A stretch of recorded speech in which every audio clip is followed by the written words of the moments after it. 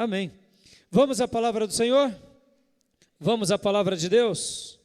Eu quero te convidar a abrir a sua Bíblia no livro de Efésios, capítulo de número 3. Efésios, capítulo de número 3. Hoje é o nosso segundo domingo de aniversário da igreja.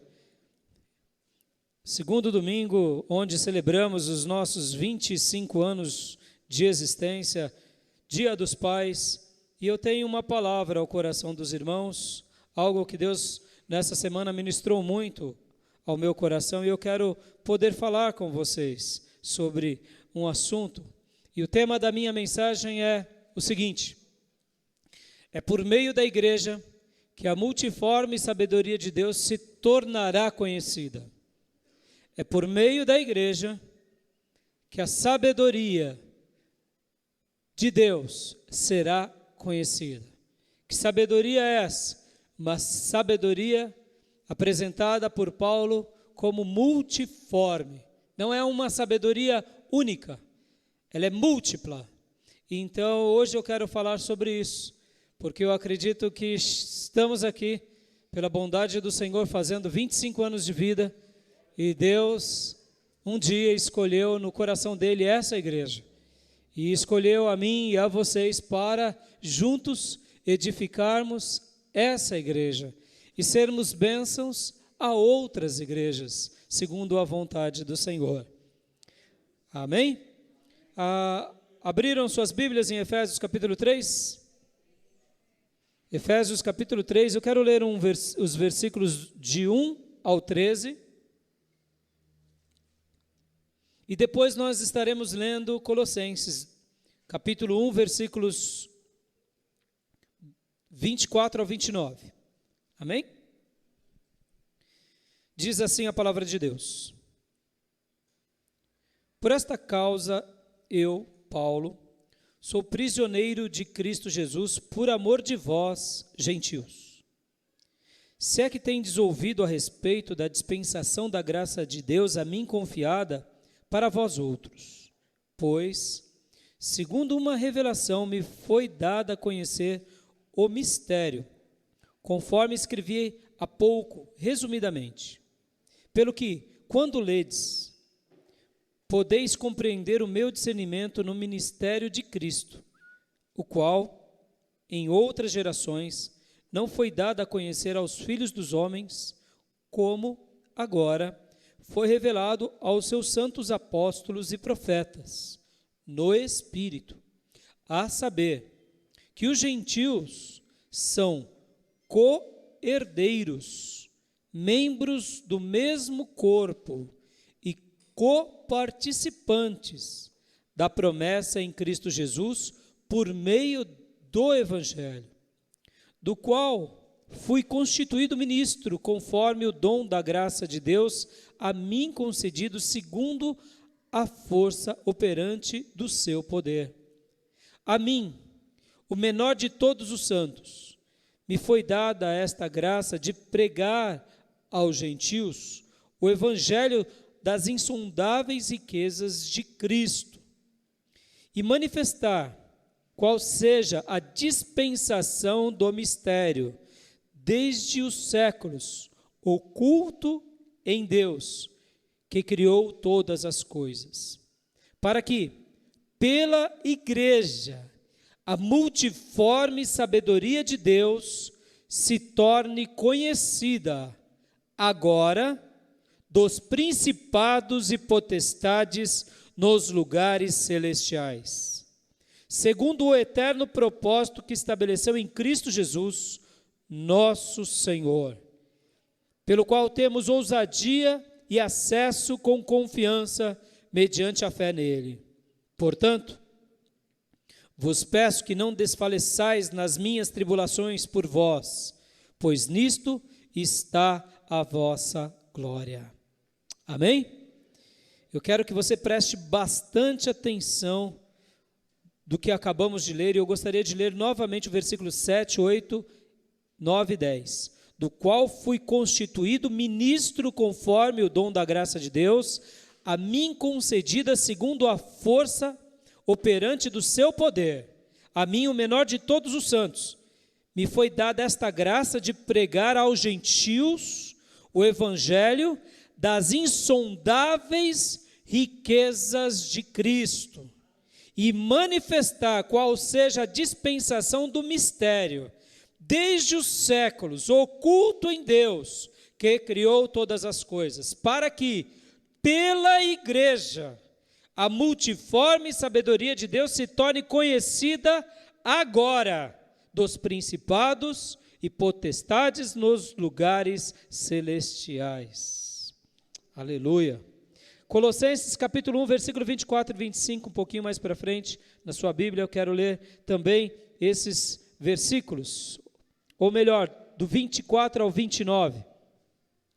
Colossenses, alguns livros depois, capítulo 1, versículo 24 ao 29, diz assim: agora me regozijo nos meus sofrimentos por vós, e preencho o que resta das aflições de Cristo na minha carne, a favor do seu corpo, que é a igreja, do qual me tornei ministro de acordo com a dispensação da parte de Deus, que me foi confiada a vosso favor, para dar pleno cumprimento à palavra de Deus. O mistério que estiver oculto dos séculos e das gerações, agora, todavia, se manifestou aos seus santos, aos quais Deus quis dar a conhecer qual seja a riqueza da glória desse mistério entre os gentios, isto é, Cristo em vós, a esperança da glória, o qual nós anunciamos, advertindo a todo homem e ensinando a todo homem em toda sabedoria, a fim de que apresentemos todo homem perfeito em Cristo, para isso é que eu também me afadigo, esforçando-me o mais possível, segundo a sua eficácia, que opera eficientemente em mim. Aleluia. Vamos orar em nome de Jesus. Querido Deus, nos colocamos diante da Tua presença com toda a humildade e com o nosso coração quebrantado, com o nosso coração humilde, com o nosso coração esquadrinhado diante da Tua presença, dizendo: fala aos nossos corações nessa noite. Obrigado, ó Deus, pelo aniversário da Igreja Batista Missionária em Ferraz de Vasconcelos. Obrigado, porque, Senhor, celebramos a Tua vitória entre nós. E nessa hora eu te peço que o Teu Espírito Santo fale ao nosso coração, ministre a nossa vida e transmita a Tua palavra ao mais profundo do nosso ser, ao nosso espírito, à nossa alma, à nossa mente, em todo o nosso ser, para que possamos entender qual é a Tua vontade e o Teu propósito para conosco, tanto individualmente, como família e como igreja local, como uma grande família. Cumpre em nós a Tua vontade, abre os nossos sentidos, abre o nosso coração, dilata o nosso espírito, a nossa mente, para que possamos compreender a Tua palavra, ouvir a Tua voz e sermos homens e mulheres que cresçam diante do Senhor. É no nome de Jesus que eu te agradeço, é no nome de Jesus que eu te glorifico, é no nome de Jesus que eu te bendigo. Amém. Glória a Deus. Pode ver que Paulo, ele aqui em Colossenses, ele vai falar que ele participa do sofrimento, que ele participa da construção da igreja, que ele participa dedicando a vida dele, dedicando a energia dele, dedicando a vitalidade dele a essa obra chamada Igreja de Jesus Cristo. E ele aqui fala muito bem claramente aos nossos corações, dizendo o seguinte, que ele se tornou ministro porque Deus assim o separou. A função dele era pregar o evangelho aos gentios e abrir as portas dos céus sobre esse povo gentio. O que é um gentio? Gentio eram todas as nações pelas quais não eram judaicas, não eram hebreus, porque o povo de Deus separou um dia um homem, e desse homem fez uma nação sacerdotal, que foi Abraão e o povo de Israel. E essa nação se tornou, eu diria, o embrião para o projeto maior de Deus, que seria a igreja. Só que o povo judeu, ele tinha um costume de se sentir como o povo eleito de Deus, e os outros povos não.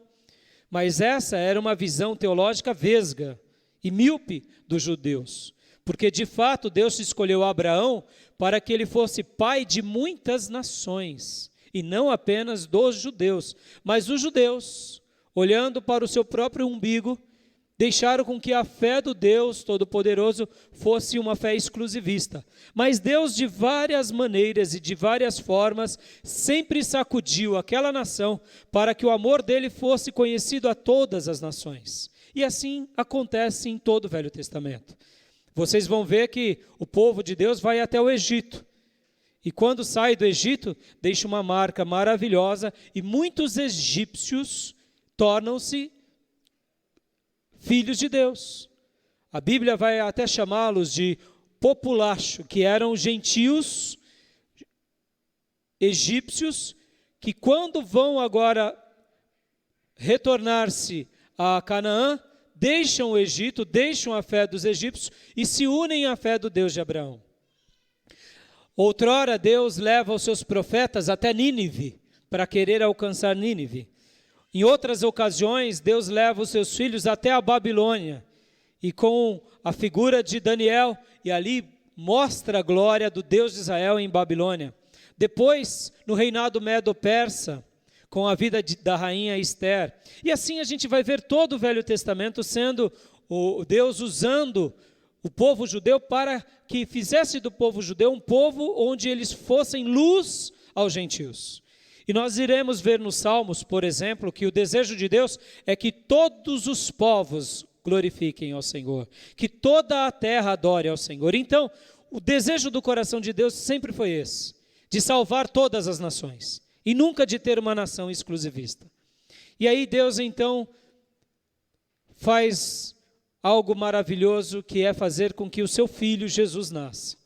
O Pai envia Jesus, que é Deus Filho, e ele nasce, cresce, estabelece a igreja, morre, ressuscita, e agora Jesus separa 12 homens simples, e fazem desses 12 homens os novos mensageiros da última revelação de Deus para toda a terra.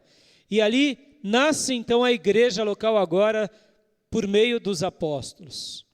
E dentre esses apóstolos, Deus separa um 13º apóstolo, que é Paulo, e fala para ele: Paulo, você vai ter uma missão diferenciada. Já que eu queria que o meu evangelho chegasse em toda a terra, você vai ser esse porta-voz.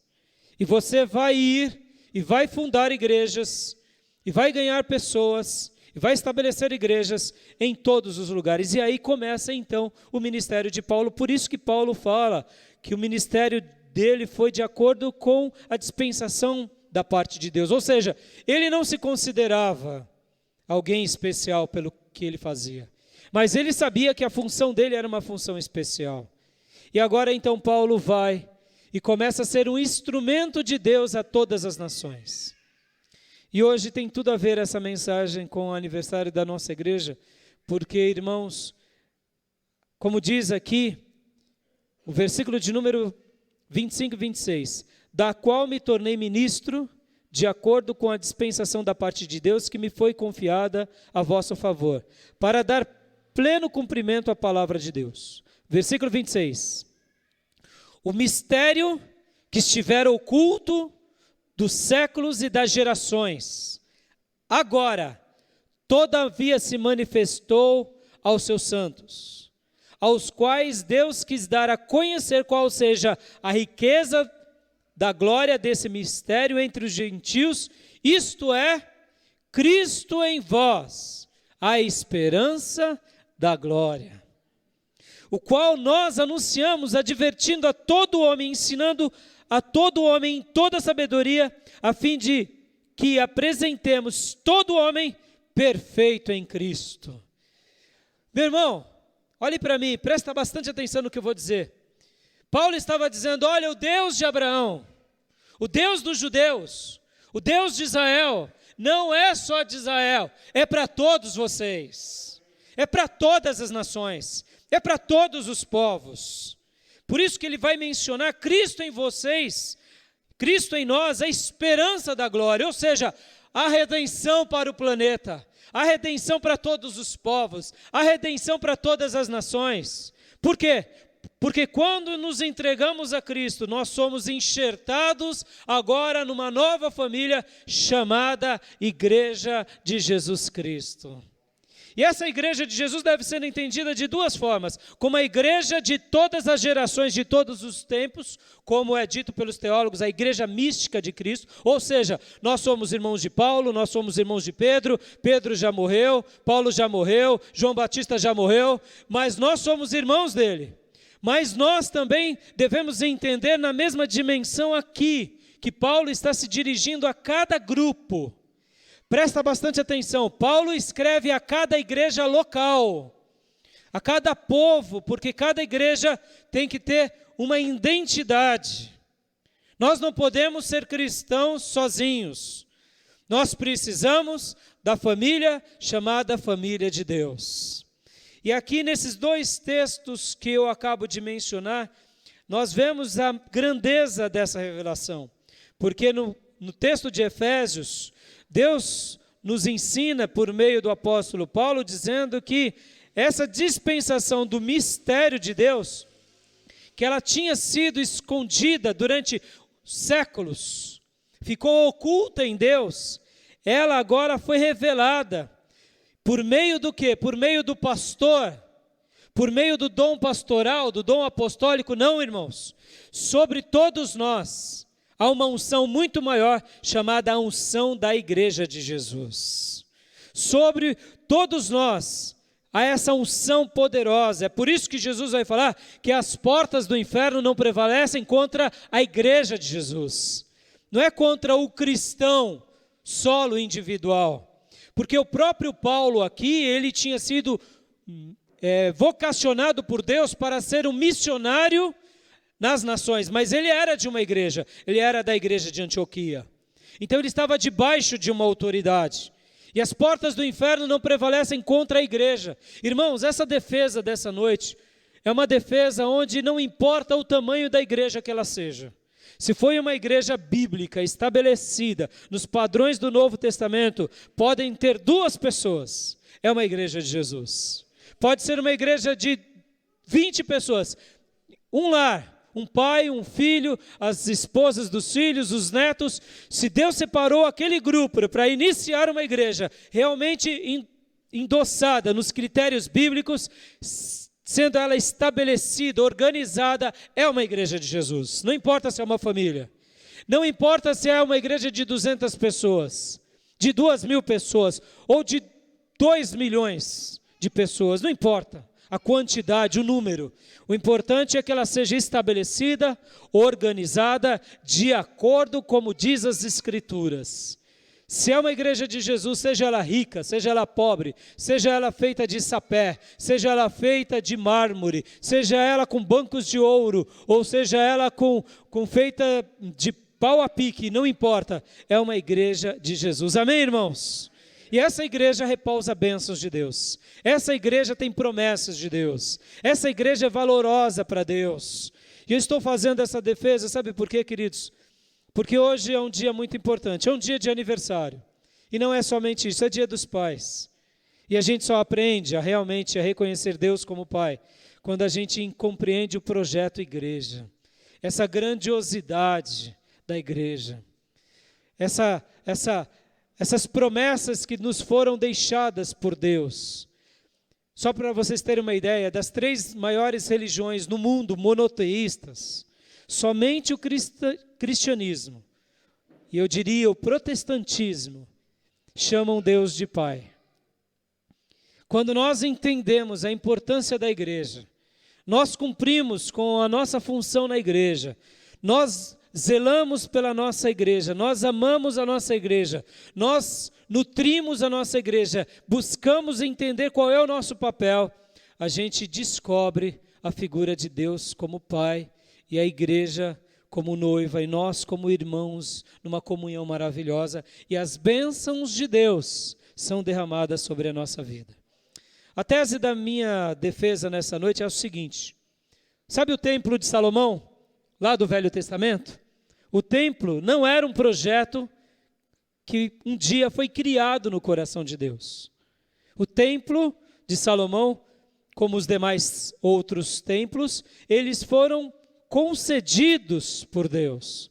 Deus permitiu apenas. Mas a igreja é o mistério que estava oculto.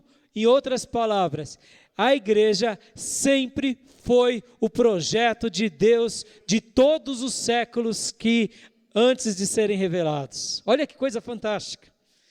Hoje, ao você pertencer de uma igreja, ao você amar uma igreja, a você estar afiliado a uma igreja, a você estar realmente debaixo de uma igreja e cumprindo com os seus deveres e direitos, você está vivendo naquilo que um dia o Pai na eternidade revelou, ou melhor, na eternidade sonhou, e que nos dias apostólicos veio essa revelação bendita. Isso, irmãos, é um dos maiores presentes de Deus para nós. E eu gostaria hoje de, então, falar com vocês sobre essas verdades, porque cabe a mim e a você edificarmos a igreja. Como fazemos isso? Talvez você pergunte. Eu diria e responderia a você: você pode edificar a sua igreja com seus dons, com os seus talentos, com a sua vida. E de que forma posso exercer isso, pastor? Eu diria, você pode exercer tudo isso de acordo com os critérios e os valores deixados pela palavra de Deus. Deus te deu talentos, Deus te deu dons, Deus te deu aptidões, e você pode e deve construir e participar da igreja de Jesus. Agora, presta bastante atenção nisso que eu vou dizer ainda nessa introdução. É bem diferente o que nós fazemos na igreja ou no mundo. Por exemplo, uma pessoa que no mundo tem o dom de liderança. Uma pessoa que tem o dom de ser um grande visionário. E por isso eu digo liderança. Ele precisa, muitas vezes, no mundo, de forma secular, de ser um grande visionário e ter pessoas que aderem à sua visão. Tendo um plano de ação, uma visão bem clara e definida, uma estratégia muito bem elaborada e uma missão a ser executada, pronto, ele vai ser muito bem sucedido. Mas um líder na igreja, ele não basta ter isso. Ele precisa ter, inclusive, os valores de Deus. Por exemplo, a santidade. Eu posso ser genial na minha habilidade visionária no mundo secular, mas se na igreja eu não tiver a santidade, a consagração, um coração regado de paixão, de amor, e um desejo profundo de glorificar a Deus, essa empreitada não vai ser bem sucedida. Por quê? Porque os valores de Deus são diferentes dos valores do mundo. Amém? Uma pessoa que canta, por exemplo, queridos, ela recebeu de dom o talento de cantar. No mundo secular, ela pode ser extraordinário, ela pode ganhar os seus Grammys e tantas outras coisas, mas na igreja ela talvez não seja bem sucedida. Por quê? Porque na igreja, para que ela seja um ministro ou uma ministra de adoração, é invariável que junto ao seu talento haja uma vida de consagração. Se ela não tiver isso, ou ele, vai ser um cantor cristão, de nome cristão. Estão entendendo? Então, quando eu falo sobre a construção, é importante que nós aprendamos que realmente a igreja ela pode ser construída por nós, mas desde que nós nos incluamos aos valores de Deus. O texto vai falar aqui que é por meio da igreja que Deus revela a sua sabedoria, e é uma sabedoria multiforme. Deixa eu te fazer uma pergunta aqui. Você precisa de sabedoria? Eu preciso de sabedoria? Meu Deus, como precisamos de sabedoria? Em cada fase da nossa vida, não é assim? Quando adolescentes, precisamos de sabedoria para nos entender, compreender as coisas ao nosso redor. Depois, quando jovens, já precisamos de um outro tipo de sabedoria para escolher corretamente o nosso futuro. Depois nos casamos e precisamos de sabedoria agora para viver uma vida conjugal. Depois nos tornamos pais, precisamos de sabedoria para educar os filhos. E depois na tenridade, precisamos de sabedoria agora para sermos bons avós, para sermos grandes exemplos. Ou seja, enquanto vivermos em qualquer que seja a fase ou o papel que venhamos de desempenhar, seja na família, no estudo, na vida, nos negócios, precisamos de sabedoria. E Tiago vai falar assim: você tem falta de sabedoria? Peça a Deus. Peça a Deus. Mas não peça com dúvida. Peça sabedoria a Deus, crendo de coração, e Deus te dará. Amém, queridos? É uma promessa ou não é? Só que agora, aqui, olha que coisa fantástica.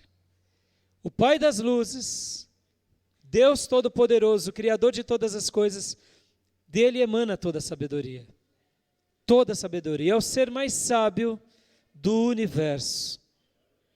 Nada se compara a Deus, nada se compara à sabedoria de Deus. E agora presta bastante atenção nisso. A multiforme sabedoria de Deus. Meu Deus, se para mim Deus já é sábio, já é muita coisa. O texto está dizendo que a sabedoria de Deus é múltipla, é esplêndida, tem muitas formas e muitas facetas, muitas categorias. E eu poderia dizer e afirmar que em qualquer área da sua vida que você precisar, seja ela espiritual, familiar, profissional, relacional ou em qualquer área, a sabedoria de Deus pode te preencher poderosamente. Agora, tudo isso, o texto está dizendo que o embrião dessa sabedoria, que o embrião dessa expressão máxima pluralista está contida na igreja, por meio da sua vida na igreja. Em outras palavras, a sua vida será abençoada poderosamente com toda sorte de sabedorias de Deus no momento que você pertence à igreja de Jesus Cristo. Aleluia!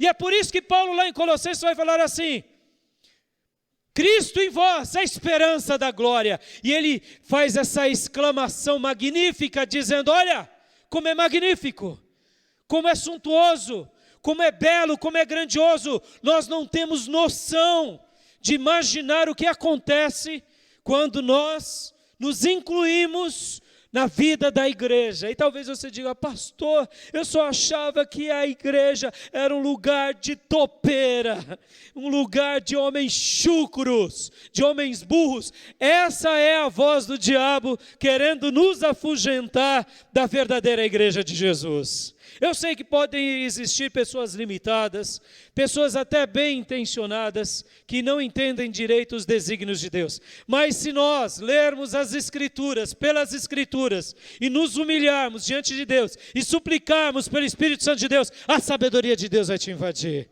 O poder de Deus vai te invadir. E como é essa sabedoria de Deus? Aqui está dizendo que é multiforme. Para vocês entenderem melhor, a palavra multiforme no original, ela quer dizer o seguinte: imagina um quadro pintado com muitas cores vivas, cores lindas. Imagina isso. A multiforme é isso.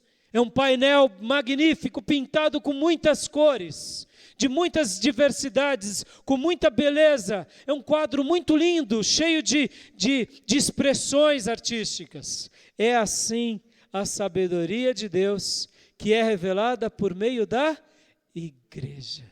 E aqui Paulo começa falando, e o que é abalado em primeiro lugar? Olha, o texto continua dizendo: para que pela igreja a multiforme sabedoria de Deus se torne conhecida agora nos principados e potestades nos lugares celestiais. É por meio da igreja de Jesus que o mundo espiritual é abalado. ele é sacudido.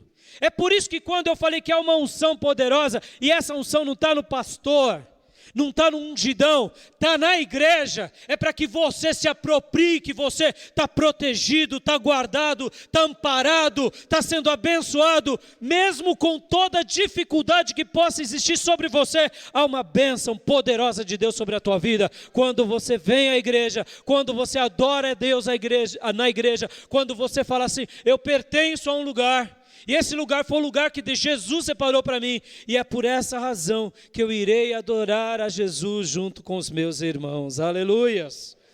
O mundo espiritual é abalado. Em outras palavras, irmãos, quando nós nos rendemos a Cristo, o inimigo das nossas almas se levanta contra nós. Mas quando nós nos entregamos a Cristo e nos membramos uma igreja, nós declaramos para todo ser espiritual, agora eu faço parte do corpo de Jesus Cristo na terra. E esse corpo é vencedor desde o nascimento da igreja até o último dia de todos os tempos. Ô meu irmão, a tua alma é selada pelo Espírito Santo.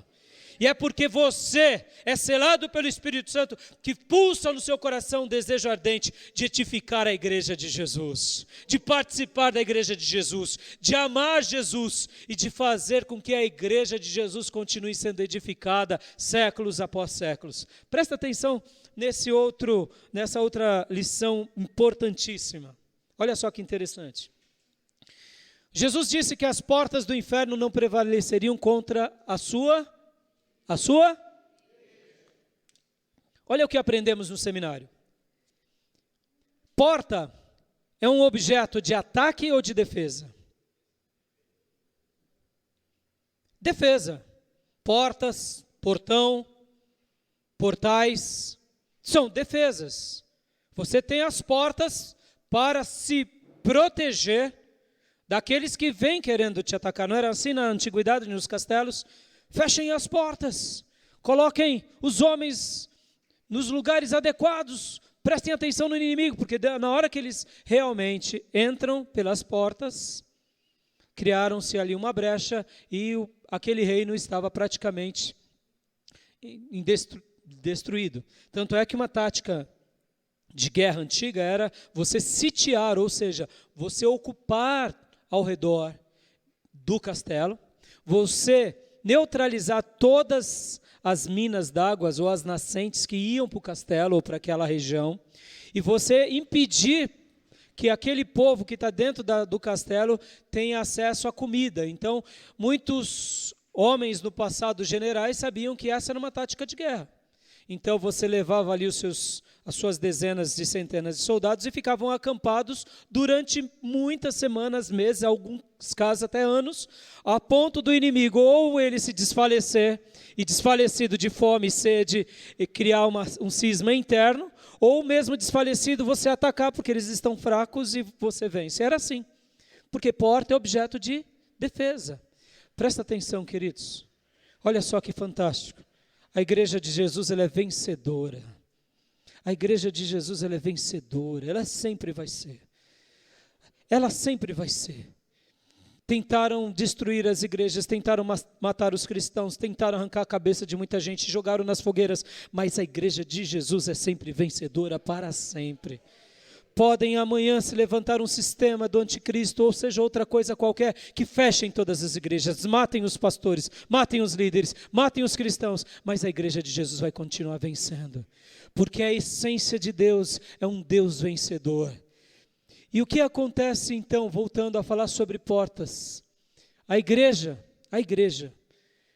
ela faz com que as portas do inferno não prevaleçam. Em outras palavras, o inferno só avança quando a igreja retrocede.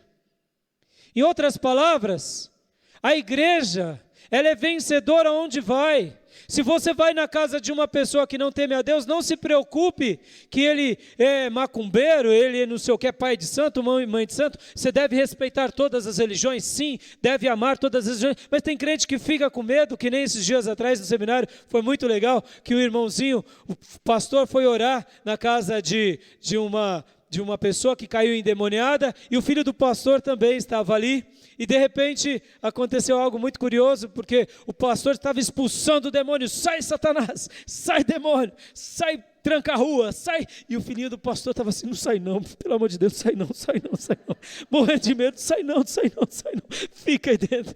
Ou seja, porque ele não conhece, né, como diz as escrituras: errais, porque não conheceis as escrituras, nem o poder de Deus. Você é selado pelo Espírito Santo de Deus.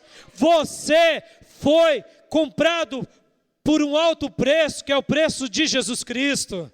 Você pertence a uma igreja que não é a igreja apenas batista missionária, é a igreja de Jesus Cristo, triunfante, que um dia Deus nos deu essa família local e nos emprestou o nome Batista Missionária por uma questão jurídica. Mas se amanhã, por acaso, vier uma revolta, uma perseguição no mundo, a placa já não mais vai existir, e o que vai existir é uma família local que ama Jesus, que adora Jesus e que vive intensamente a igreja de Jesus. Por isso, amado, não se preocupe com as paredes, não se preocupe apenas com os bancos. Sim, zele por tudo que é de Deus, porque é de Deus, mas zele muito mais pela irmandade, zele muito mais pelas almas, zele muito mais pela vitória do seu irmão, porque é essa que um dia entrará nos céus para a glória de Deus. Mas voltando à expressão ainda agora citado, as portas do inferno não prevalecem. A igreja, irmãos, a igreja, presta bastante atenção, a igreja, ela é ofensiva, ela é um instrumento de ataque, ela é um objeto de luz, ela é um objeto de sal, ela é um objeto de transformação. Por isso, se aproprie dessas palavras. Aonde você for, presta bastante atenção, amado, a luz de Deus te acompanhará. Aonde você pisar, o sal do Senhor te acompanhará e você salgará, ou seja, você dará sabor à vida de muitas pessoas, porque a igreja, ela é um objeto não só de defesa, mas sim de ataque. Pode ver a luz, você consegue deter a luz? Você não detém a luz, porque Jesus disse: eu sou a luz do mundo. Em outras palavras, a luz, onde ela está, ela ilumina.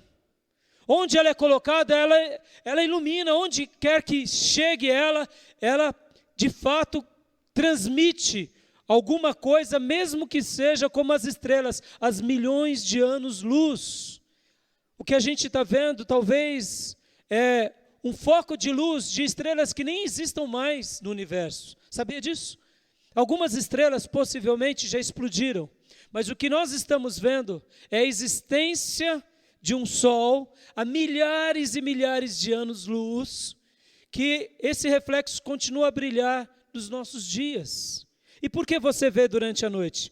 Porque no meio de uma escuridão, se há um fecho de luz, aquele fecho de luz clareia muito mais do que a escuridão. É assim a sua vida, amado. É assim o seu coração, é assim a sua fé, porque está escrito aqui que foi por meio da igreja que essa multiforme sabedoria de Deus será conhecida no mundo espiritual. É por isso que o diabo tenta tanto atrapalhar o cristão, neutralizar o cristão, porque nós somos objetos de ataque. A igreja de Jesus, ela é vencedora para sempre. Podem nos matar, podem fechar os lugares, mas nós somos mais do que vencedores em Cristo Jesus. Jesus precisou apenas de um grupo de pessoas, que tipo? As mais simples dos seus dias, para fazerem delas discípulos de Jesus, para abalarem o mundo. Quem foram elas? Os 12 apóstolos e depois Paulo. Jesus pegou um bando de nazarenos, ou melhor, moradores da Galileia, galileus, para fazerem deles os homens mais lúcidos e mais brilhantes da história da humanidade. Agora presta bastante atenção, Jesus não separou apenas uma pessoa. Jesus separou uma igreja, chamada Igreja Apostólica. Amém, irmãos? Deus escolheu usar essas pessoas para abalar o mundo. Por quê? Porque eles entenderam que o processo de Deus na vida deles era edificar a igreja de Jesus, porque quando a gente edifica a igreja de Jesus, nós nos edificamos a nós mesmos. Filho, presta bastante atenção. Você não tem crescido na fé? Ah, você não tem crescido? Ah, sua fé é uma fé que parou de crescer e talvez você está em decadência. É simples essa conta. Você parou de edificar a igreja de Jesus. Simples, simples. E vou te dizer, hein, cuidado, hein? Cuidado, porque quem enterra o talento vai se ver com quem deu o talento. Lembre-se das parábolas do talento. Lembre-se, aquele homem não tinha desprezado o talento. Aquele homem apenas tinha enterrado o seu único talento. Mas no dia do julgamento que o Senhor disse, apartai-vos porque eu não vos conheço. Quem edifica a igreja, edifica a si próprio. Quanto mais você serve a sua igreja, mais você cresce em nome de Jesus. E é por isso que o diabo tenta arrancar a gente das obras da igreja. Ora botando canseira, ora botando irmãos espinhentos do nosso lado. Ora, irmão, não importa a canseira, não importa os irmãos espinhentos, não importa a provação. Você tem o dom de Jesus Cristo. Edifique a sua igreja e a sua alma crescerá em nome de Jesus. Porque quem não edifica a igreja, não edifica a nós mesmos. Pode ver.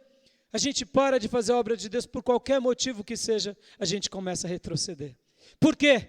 Porque nós crescemos à medida que servimos. E quanto mais servimos, mais crescemos. E esse é o plano de Deus. O texto ainda continua dizendo, para que a gente cresce tanto, para que a gente serve tanto internamente? É porque por meio da igreja, os poderes e as autoridades no mundo espiritual, eles são abalados. E o texto aqui vai falar que todos os governos e todas as autoridades do mundo serão abaladas no mundo. O texto aqui, quando ele vai falar sobre principados e potestades nos lugares celestiais, é o seguinte, filhos. O mundo espiritual é abalado pela igreja. O que está acontecendo agora aqui na nossa cidade, onde não é um pastor e não é uma pessoa, mas é o Espírito Santo separando um grupo de pessoas para orar pelas nossas famílias, para orar pela nossa cidade, para orar pelo nosso país, juntamente com outras igrejas, nesse mesmo propósito, no mundo espiritual. Se nós pudéssemos enxergar, é uma expansão de bênçãos, sobre bênçãos, é anjo subindo, é anjo descendo, trazendo respostas de adoração, são louvores e lágrimas sendo levadas aos céus, e respostas vindo como bombas sobre essa terra. A terra ainda não foi destruída por causa da igreja de Jesus. Aonde há uns justos, Deus põe a sua mão poderosa sobre aquele lugar. O que está acontecendo agora aqui no mundo espiritual, não só na nossa redondeza, mas aonde há um cristão que adora a Deus, isso é fruto do poder e da autoridade dada a Deus por meio da igreja. Olha como isso é precioso, meu irmão. Toda vez que você vem à igreja, toda vez que você vem aprender da igreja, toda vez que você vem buscar na igreja, toda vez que você pertence a um lugar, mesmo no seu lugar de trabalho ou junto na comunhão, o mundo espiritual é sacudido poderosamente e todos os governos espirituais são abalados. E quando os governos espirituais são abalados, se repercutem nos governos físicos. E aqui onde entra um ponto de maturidade. Nós, como igreja de Jesus, não precisamos ficar correndo atrás de coisas perenes. Nós temos que buscar por coisas realmente que valham a pena. Nós temos que proclamar a grandeza de Deus a todos os povos. Nós temos que fazer uma diferença enorme na nossa sociedade, porque Deus nos pôs, não para nos enriquecermos como tolos que buscam aquilo que a traça e o ferrugem corrói, mas sim como mensageiros de transformação do Evangelho, como era Paulo, porque o Evangelho é o poder de Deus para todo aquele que nele crê, tanto dos judeus quanto dos gentios. E essa mensagem ela é dada a mim. Essa mensagem ela é dada a você. E essa mensagem as pessoas que ainda não temem a Deus estão carentes, sedentas de ouvi-la. E quando nós nos apropriamos que somos esses luzeiros, a nossa palavra se torna uma palavra ungida. Esses dias atrás, eu tive o prazer de ficar 2 horas. Vocês sabem, eu tenho tido a minha prática quase que diária de ir e treinar e fazer os meus exercícios e a minha corrida. E um dia desses foi muito curioso, porque eu vi um rapaz que nunca tinha visto correndo lá no Max Pfeffer. E ele estava assim com uma camisa religiosa, e ele corria bem, passava por mim toda vez. E tinha um santo na camisa dele, eu falava, olha lá, o santo está dando um pedala no pastor. Bum! E toda hora me passava. E eu brinquei comigo mesmo, com todo respeito a quem tem outros credos. Eu também um dia adorei alguns ídolos e um dia eu tomei uma decisão de seguir só Jesus Cristo e ponto final. E no final, enquanto eu fazia o meu desaquecimento, esse rapaz chamado Luiz Carlos da Silva veio até mim conversar comigo um pouco. E ali, irmãos, Deus me usou durante 2 horas. Enquanto eu falava, esse homem começou a chorar no parque. Mas, sabe, é até meio constrangedor, porque você muitas vezes está num lugar público. E ali eu saí daquele lugar assim, falando, Senhor, como é nobre a nossa vida. A gente vai muitas vezes fazer uma atividade física, cuidando do corpo que é teu, não é meu, porque você mora dentro do seu corpo, sabia disso? Cuide bem dele. Você mora dentro do seu corpo. Ele não é seu, ele é emprestado por Deus para você. Por isso tem que cuidar bem dele. E ali eu conheci esse rapaz. E eu não me identifiquei como um pastor. Até porque vocês sabem que, infelizmente, e não tenho vergonha disso, vocês sabem, não tenho. Pelo contrário, me orgulho demais. E quero reescrever uma história linda no pastorado, se Deus assim me consentir esse desejo e esse privilégio. Não digo isso para minha glória, mas eu digo isso pela nobreza que é ser pastor. Mas eu não me identifiquei como um pastor, só como um servo de Deus. E aí, irmãos, esse rapaz, a gente vem conversando, e eu venho evangelizando, qualquer dia vocês vão ver ele por aqui. E agora não é mais ele, é ele o irmão dele, chegou abençoado, ele já vem assim, chegou abençoado. E ali eu pude pregar o evangelho, e aí recentemente eu falei para ele, eu sou pastor, ele falou, bem que eu sabia que você era diferente, bem que eu sabia, porque chegar perto de você, meu dia é outro. E olha, para vocês terem uma ideia, essa semana eu não fui correr na sexta-feira, e ele me ligou na minha casa, eu não te vi abençoado, o que foi? E eu falei para ele, olha, não, está tudo bem, eu não vou sempre, ainda mais nessa época que é frio, eu não costumo ir sempre, mas está tudo bem, etc e tal. Por que eu estou te falando isso, irmãos? Porque quando nós somos mensageiros do Evangelho, o poder de Deus é derramado sobre a nossa vida, aonde a gente vai. No seu trabalho, no seu emprego, você é luz.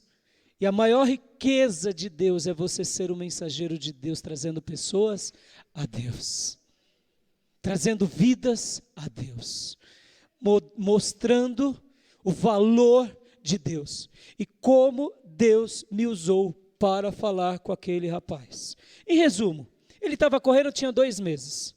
É um rapaz que nunca correu na vida, mas é um rapaz que viveu uma vida, eu diria, muito longe de Deus e muito longe de todos aquilo que uma pessoa gostaria de fazer. E ele começou a correr como uma fuga das suas tristezas, e de repente ele correu, e a primeira semana dele que ele correu, já correu 20 quilômetros. E aí eu falei, rapaz, para, você é extraordinário. Irmãos, vocês sabem disso, que eu estou me preparando para os meus 50 anos, fazer a minha primeira maratona, se Deus me consentir. Eu não consigo ainda fazer isso, eu faço meia maratona. E quando eu acabo, está tudo doendo. E eu estou treinando há 2 anos, insistentemente, porque me faltam 6 anos de treino para eu fazer minha primeira maratona. O camarada começa a correr, nos primeiros 15 dias faz meia maratona. E foi isso que eu falei para ele. Eu falei, rapaz, Deus te separou para isso e você não sabia. E ali comecei a falar de Deus para ele, da vida dele, não sei o quê. Resumindo, ele já participou de 2 maratonas em 3 meses, meia maratonas. E ele fez num tempo maravilhoso. Essa semana eu encontrei ele com uma camisa meia maratona e correndo. E aí eu orientei ele, falei de Deus para a vida dele, falei da vida dele, falei sobre essa questão, por exemplo. E falei, você precisa de um especialista agora, porque eu não posso te ajudar, porque eu também preciso de um especialista. Mas o que eu quero te dizer é, se entrega a Deus, entrega a tua vida e tal. E ele já conheceu um professor, já está fazendo um treinamento, e um treinamento especializado nisso, de maratonista, e logo esse esse rapaz, quase 40 anos, vai estar participando da primeira maratona. Ele corre 21 quilômetros um dia, no outro dia ele faz treinamento, e no outro dia ele corre 21. Irmãos, eu fico 6 meses para correr 21 quilômetros, entendeu? E eu falei para ele, rapaz, que coisa fantástica, que coisa gigantesca, mas o meu principal não foi falar a ele sobre essa nova performance física, foi anunciar Jesus Cristo a vida daquela alma. E eu tenho certeza que eu vou ter o prazer de ver esse homem ainda se batizar em nome de Jesus. Que eu vou ver esse homem descer as águas chorando. Sabe por quê? Porque eu e você fomos colocados nesse mundo para falar das insondáveis riquezas de Cristo, que são conhecidos por todos através do Evangelho. Meu irmão, as riquezas insondáveis de Cristo não é um carro zero, não é uma casa nova, é a pregação do Evangelho que nasce de uma igreja saudável. Você pode dar um glória a Deus? E era isso que Paulo falava, olha, eu estou preso, eu estou aprisionado, não se entristeça, porque de mim emana uma riqueza. Qual é? A mensagem do Evangelho. E é por isso que eu falo, é por isso que eu prego, é por isso que eu edifico igreja, porque eu sei que Cristo em vocês é a esperança da glória. Jesus, ele cria a igreja, Jesus, ele levanta os apóstolos, Jesus levanta as pessoas, e é somente por meio dessa experiência cristã vivenciada na igreja, que todas as promessas de Deus são manifestas na nossa vida. Irmãos, olha, para eu aqui entrar na minha parte final, eu teria muitas outras coisas para falar, mas eu quero tentar resumir em 5 minutos. Presta atenção, somente vivendo igreja, que nós podemos desfrutar de todas as promessas de Deus. Pastor, se eu for um cristão que siga Deus sozinho, eu vou para o céu? Eu digo, pode ser que você vai. Pode ser que você vai. Porque Deus conhece o coração. Mas na igreja a chance de irmos é muito maior. Porque existem mandamentos de Deus que nós só conseguimos cumpri-los quando vivemos igreja. Quer ver um exemplo disso? Amar uns aos outros. Ter comunhão uns com os outros, levar as cargas uns dos outros, dizimar, ser solidário, viver e exercitar misericórdia. Uma vida de adoração é só na igreja. Não tem como. Não tem como você viver cristianismo individual. Por isso que quando nós experimentamos de todos os mandamentos de Deus, sejam os mandamentos recíprocos ou os demais, nós somos abençoados poderosamente por Deus. Nossa vida é marcada pelos sinais de Deus. A nossa vida é abençoada pelos toques de Deus. E por isso que a gente tem que lutar pela igreja, zelar pela igreja. Pastor, e aqueles que sofrem como foram os apóstolos? E aqueles que morrem como foram os apóstolos? E aqueles que muitas vezes são perseguidos? Eu digo para você o seguinte, essas pessoas não são esquecidas por Deus jamais. Pelo contrário, a bênção e a prosperidade delas é serem um exemplo vivo para milhares e milhares de filhos de Deus que um dia virão. Em outras palavras, quando a gente vê Paulo, por exemplo, que foi decapitado, quando a gente vê Pedro, que foi crucificado de ponta cabeça, quando a gente vê João Batista também, que foi decapitado, e a gente olha para eles e diz, mas que bênção eles têm? A gente diz com toda segurança, a bênção deles e a riqueza deles, da vida deles, foram deles serem um legado vivo, de pessoas que olharam para Cristo e disseram, Cristo é a maior riqueza da minha vida, do meu viver, e eu estou disposto a morrer e a deixar uma mensagem para todos que vale a pena morrer por Jesus. Vale a pena viver por Jesus e vale a pena morrer por Jesus. Não significa abandono, mas significa sim o maior tesouro, a maior recompensa deixada de Deus a todos nós. Amém, queridos? E eu gostaria de concluir com esse seguinte desafio. Edifique a sua igreja. Ame a sua igreja. Zele pela sua igreja. Dedique os talentos que Deus te deu pela sua igreja. E creia que as portas do inferno jamais te alcançarão, e sim as bênçãos poderosas de Deus. Eu amei e amo até hoje a igreja pela qual eu me converti. Enquanto eu refletia hoje sobre essa mensagem, me deu muita saudade da igreja que eu me converti. Eu nasci numa igreja chamada Missão Cristã Verdade e Vida. Um dia eu fiz uma oração no meu coração dizendo: Senhor, prepara um lugar para te adorar. E eu morava no Parque do Carmo. E Deus me levou para o alto do Mandaqui, na Rua Guacá, número 504. E ali entreguei a minha vida a Jesus. A minha vida foi marcada por aquele lugar, por aquele homem de Deus chamado pastor Orfeu Furquim Campos. Esse homem foi um ícone na minha vida. E um dia, depois de 5 anos, saí daquele lugar e logo depois de algum tempo, Deus me trouxe para essa igreja pela qual eu amo demais. Mas por que eu estou falando isso, irmãos? Eu estou falando isso porque como é maravilhoso você poder amar uma igreja. Como é maravilhoso você poder amar um pastor e ser amado por ele. Como é maravilhoso você ser acolhido no meio de pessoas que você nunca viveu e existiu, ser incluído naquela família, mesmo que alguns não tenham o mesmo nível de sabedoria ou de maturidade com que os mais experientes têm. Mas como foi maravilhoso o meu encontro com Jesus. Como foi maravilhoso ter sido conduzido por aquele homem durante todos os meus anos, indo para o seminário depois. Como foi maravilhoso. E como eu tenho lembranças maravilhosas na minha alma, daquela primeira ocasião que eu entrei na igreja, como quem sabe você hoje. Como foi maravilhosa essa aventura ao longo dos meus 20 e poucos anos seguindo ao Senhor. E eu posso dizer como é maravilhoso ter vindo para cá.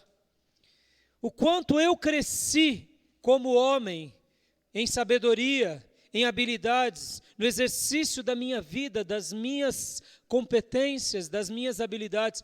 Isso tudo por causa da igreja.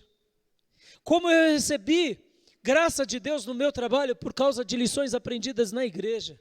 Como eu fui prestigiado e homenageado e recompensado até financeiramente por causa da igreja. Valores aprendidos no reino de Deus na igreja. E como eu amei e tenho amado poder servir nessa igreja local.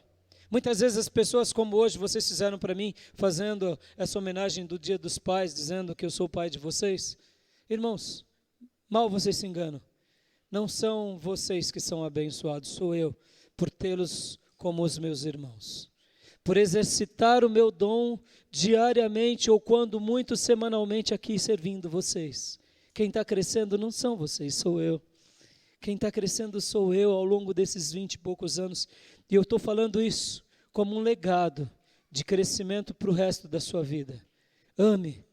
E se hoje eu pudesse dizer aqui, eu dedicaria em memória essa mensagem àquele homem que tanto marcou a minha vida. Orfeu Furquim Campos. Como eu amei aquele homem. Como eu fui amado por ele. Eu ia na casa dele. E ali muitas vezes eu não entendia porque ele me tratava de uma forma talvez diferenciada. Mas é porque ele já via em mim que eu havia um chamado pastoral. Como foi lindo aquela experiência. Foi lá que eu conheci a minha gata. Foi ali que tudo começou na nossa vida. E um dia Deus me preparou para esse lugar. Para esse lugar. Por isso, irmãos, ame a sua igreja. Porque quando nós entendemos o projeto igreja, Deus é glorificado. Porque quando nós entendemos o projeto igreja, Deus se torna conhecido na terra. Deus se torna amado por muitos outros. Deus se torna adorado e Deus se torna muito mais conhecido como de fato Ele é, como nosso Supremo Pai. Eu quero orar em nome de Jesus. Amado Deus, obrigado, Senhor, por esses anos todos te servindo nessa casa. Em especial a mim, a esses 20 anos. Obrigado um dia pela missão cristã, verdade e vida. Pela vida do pastor Orfeu, que agora está ao teu lado. Pela irmã Leonor. Pela vida, Senhor, do Júnior, do Omar, que um dia foi um instrumento teu para chamar o Benê, para que ele fosse à igreja e lá fomos, e lá tivemos um encontro contigo. Obrigado um dia porque o Senhor me trouxe para esse lugar, há 20 anos atrás, e essa igreja já era estabelecida. E ao longo desses anos o Senhor tem salvado pessoas, o Senhor tem edificado pessoas, o Senhor tem treinado pessoas, levantado pastores, como um dia foi com o Marquinhos, como um dia foram com outros diáconos, como um dia foi, ó Deus, com tantas outras pessoas, aqui tem sido até hoje. Eu quero te pedir que a tua graça continue sendo repousada sobre todos nós, para que possamos, meu Pai, ver a tua sabedoria, que é multiforme, sendo conhecida em todo principado e potestade. Que todas as tuas bênçãos repousem sobre a tua igreja, que todas as tuas graças esplêndidas sejam derramadas sobre os teus filhos e filhas, que possamos te amar mais e mais, que possamos te celebrar mais e mais, que o Senhor seja eternamente glorificado, que o teu nome, Deus, seja conhecido na terra, que o Senhor seja amado por muitos e o Senhor seja adorado. É assim, meu Deus, que eu te celebro, que eu te engrandeço, porque tu és o nosso Pai celestial, que merece toda honra, toda glória e todo louvor. E obrigado, porque um dia o Senhor nos aceitou nesse lugar e nos deu a oportunidade de edificar a tua igreja, em nome de Jesus Cristo. Amém. Que as palmas louvem ao Senhor. Glorifique ao Senhor, amado. Aleluias. Oh, meu Pai. Glória a Deus. Eu esqueci da ceia. Vamos fazer uma ceia. Eu esqueci, irmãos. Olha, tá tão linda. Parabéns, Val. Olha, nem lembrei da ceia. Estou tão feliz com essa mensagem. Tinha mais para falar. Mas vem os ministros da ceia. Eu peço desculpa pelo tempo que a gente demorou a mais.